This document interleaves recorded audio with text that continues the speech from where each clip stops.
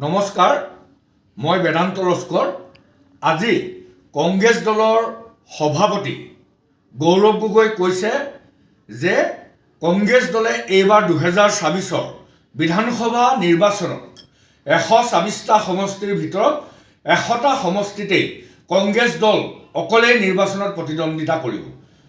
100টা সমষ্টিত খেলিব যেতিয়া আপোনালোকে 124টাতে খেলক, অকলেই খেলক। বাকীবিলাক ৰাইজৰ দল, জাতীয় পৰিষদ, কাৰ্বি পাহাৰৰ যি ৰাজনৈতিক দল, ডিমাচা পাহাৰৰ ৰাজনৈতিক দল, CPM, CPI, বাকী ৰাজনৈতিক দলবিলাকে কংগ্ৰেছ দলৰ কি গোলামী খাটিব লাগিব নেকি? গৌৰৱ গগৈ ডাঙৰীয়া, আপোনালোকৰ অহংকাৰ আৰু আপোনালোকৰ অদূৰদৰ্শিতাৰ ফলত অসমবাসী ৰাইজে, অসমীয়া মানুহে বিজেপিক প্ৰতিহত কৰিবৰ কাৰণে অসমৰ সকলো বিৰোধী দলবিলাকে ঐক্যবদ্ধভাৱে নিৰ্বাচনত প্ৰতিদ্বন্দ্বিতা কৰি বিজেপিক প্ৰতিহত কৰাৰ যি সপোন জনগণে দেখি আছে, সেই সপোনত কংগ্ৰেছ দলে বিজেপিক পুনৰ ক্ষমতাত 2024 চনৰ নিৰ্বাচনত ক্ষমতালৈ আনিবৰ কাৰণে চেষ্টা কৰি থকা আমি দেখিবলৈ পাইছোঁ।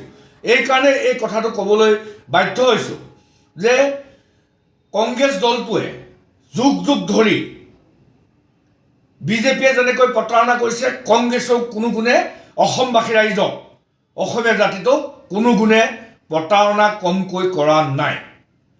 কংগ্ৰেছ দলটোৱে যি ধৰণে হিমন্ত বিশ্ব শৰ্মাক পুনৰ 2024 নিৰ্বাচনত মুখ্যমন্ত্ৰী পাতিবৰ কাৰণে যি ধৰণে কুৎসা ৰটনা বা যি ধৰণে তেওঁলোকে হিমন্ত বিশ্ব শৰ্মাক পুনৰ মুখ্যমন্ত্ৰী পাতিবলৈ চেষ্টা কৰিছে, ই অত্যন্ত দুৰ্ভাগ্যজনক কথা।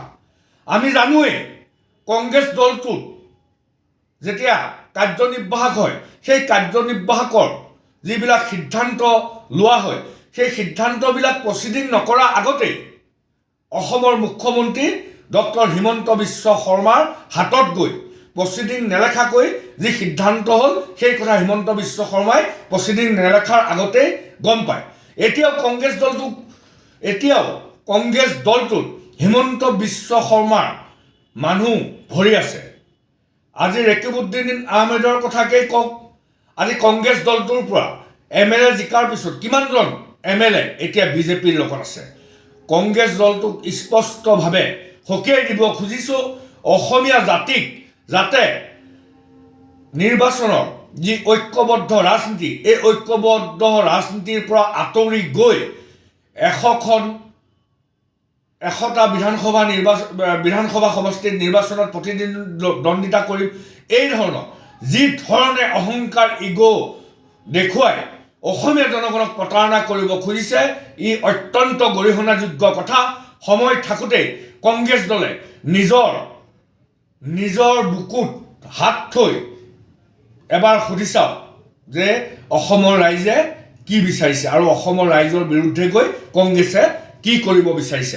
সময় থাকোঁতেই কংগ্ৰেছে শুদ্ধৰণি হওক। সকলো ৰাজনৈতিক দল, কংগ্ৰেছ, ৰাইজৰ দল, জাতীয় পৰিষদ, CPM, CPI, কাৰ্বি পাহাৰৰ ৰাজনৈতিক দল, ডিমাচা পাহাৰৰ ৰাজনৈতিক দল, সকলো ৰাজনৈতিক দলক সমান অধিকাৰ, সমমৰ্যাদা সহকাৰে সন্মান দি আগুৱাই যাওক। নহ'লে আমি গম পাম কংগ্ৰেছ দলটো হিমন্ত বিশ্ব শৰ্মাৰ পকেটৰ তলত বা হাতৰ মুঠিত লুকাই আছে। ধন্যবাদ।